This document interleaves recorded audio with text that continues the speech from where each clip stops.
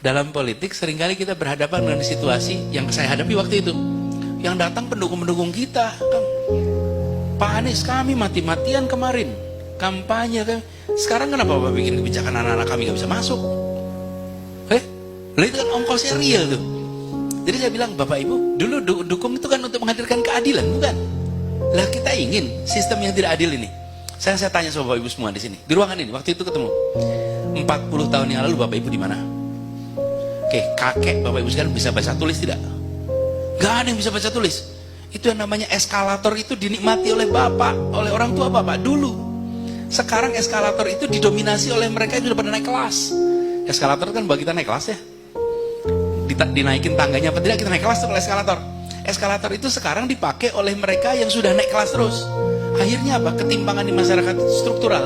Yang miskin tetap miskin, yang sudah makmur makin makmur. Kenapa? Karena tangga itu tidak bisa dinikmati oleh semua. Jadi saya jelaskan, argumen saya berdebat sih agak panjang dan emosional sekali. Emosional sekali, karena menyangkut anak nih. Sampai akhirnya saya bilang kita akan tetap jalan terus, kita dituntut, diproses segala macam. Bismillah, jalan terus.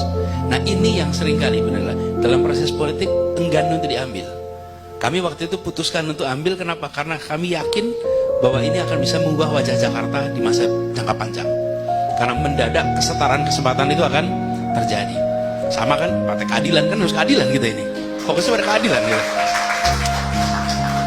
Udah adil supaya sejahtera. Nah kalau pintunya itu, sekarang kalau saya tanya di ruangan ini, Pak Dr. Nimatullah, Bapak generasi keberapa yang kuliah? Pak Nimatullah, Pak Dokter, generasi keberapa yang kuliah? Dari keluarga Bapak? Dari keluarga Bapak. Enggak, bukan. Ya, ayah Bapak, kakek Bapak kuliah enggak? Nah, itu dia. Generasi pertama berarti ya? Karena ayah nggak kuliah, Pak. Saya selalu kalau di DPR saya tanya, sekarang saya tanya, Bapak, ayahnya dulu kuliah tidak? Tidak. Ayah kuliah tidak? Tidak. Nah itu dia. Jawabannya Bapak dapat kesempatan kuliah, jadi bisa duduk di ruangan ini. Sekarang Bapak dapat kesempatan untuk punya privilege. Bapak punya semua sumber daya masuk sekolah manapun. Kenapa harus masuk di sekolah negara yang harus dibiayai oleh negara? Bapak bisa sekolah di tempat lain. Yang sekolah dibiayai negara itu untuk semua orang rata. Yang bila Bapak tidak masuk ke situ, Bapak punya kesempatan mengirimkan sekolah manapun di Jakarta. Pak Dr. Nimatullah bisa kirimkan anaknya sekolah manapun di Jakarta. Tapi ayahnya Pak Nimatullah nggak bisa. Beliau kalau nggak di sekolah negeri nggak jadi tuh. Negeri kan dulu, ini pasti udah, pasti. Saya belum tanya udah tahu tuh, gitu. Udah pasti. Kalau dokter umurnya seperti saya mungkin swasta, tapi kalau lebih swasta pasti negeri. Jadi negara itu eskalator sosial ekonomi lewat apa? Pendidikan. Nah eskalator ini sekarang dikuasai oleh mereka yang sudah naik kelas. Karena itu sekarang yang kami lakukan di Jakarta mensetarakan, supaya dalam jangka panjang nanti kita akan ketemu generasi baru terus. Biarkan nanti hari ini orang tuanya mungkin buruh, tapi besok anaknya dokter. Orang ini mungkin hari ini adalah pengemudi ojek, nanti anaknya jadi insinyur. Tapi syarat itu adalah pintunya jangan ditutup. Jadi saya tidak bicara panjang lebar soal pendidikan, tapi saya ingin sampaikan pendidikan adalah soal politik, siapa dapat apa, berapa besar. That's education. Siapa dapat apa, that's education. Jadi bukan soal kurikulumnya, bukan iya tentu itu. Tapi sesungguhnya pendidikan tentang siapa dapat apa. Kita naik mobil nih, naik mobil, satu duduk di depan, satu duduk di belakang. Penentunya apa? Iya, saya supir di depan, saya di belakang. Yang membedakan saya sama dia apa? Tingkat pendidikan itu aja. Suku sama, etnis sama, makanan sama, bahasa sama. Bedanya siapa dididik apa hari ini menentukan besok duduk di mana. Gitu kira-kira. Ya, jadi yang membuat saya duduk di belakang dibandingkan yang depan semata-mata karena tingkat pendidikan. Nah, itu yang harus kita. Jadi kalau ke depan kita lihat pendidikan itu lebih dari sekedar soal teknis di dalam ruang kelas. Tapi pendidikan harus dipandang sebagai sebuah instrumen membentuk struktur masyarakat yang adil di masa yang akan datang. Kira-kira begitu.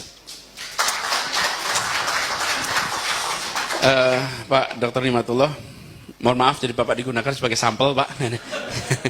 Karena Bapak dokter saya udah bayangin nih. Pokoknya kalau dokter kira udah langsung bayang kok. Itu udah kecium. Ini dulunya pasti susah juga gitu kira-kira kan. Kecium. Kita ini dulunya susah, Pak. Cuman ini Pak, kita ini punya kecenderungan kalau sudah mendapatkan kemudahan, tidak mau generasi berikutnya itu menikmati. Kita juga ngalamin Kang Her, kalau lagi ada acara, foto bareng Kang Her. Oh, selesai acara kan foto rame-rame nih. Foto-foto.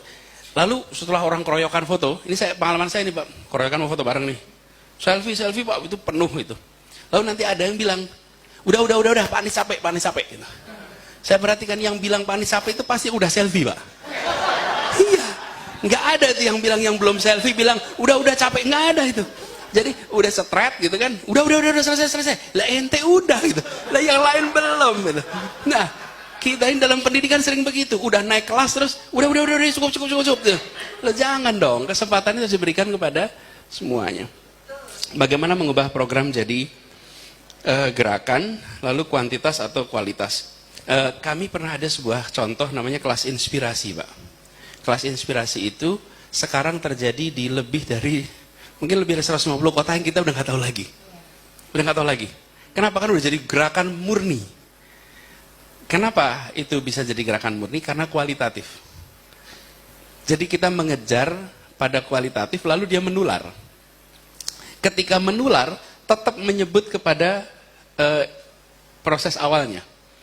Jadi sekarang yang namanya kelas inspirasi itu ada di seluruh Indonesia, dikerjakan secara mandiri, dan kami malah udah nggak bisa lagi ngitung, saking bisa dicontohnya, saking mudah, tinggal ngumpulin orang yang sudah sarjana, yang sudah pada berhasil, lalu kembali ke sekolahnya masing-masing, lalu menceritakan pengalamannya menjadikan kelas inspirasi. Jadi kalau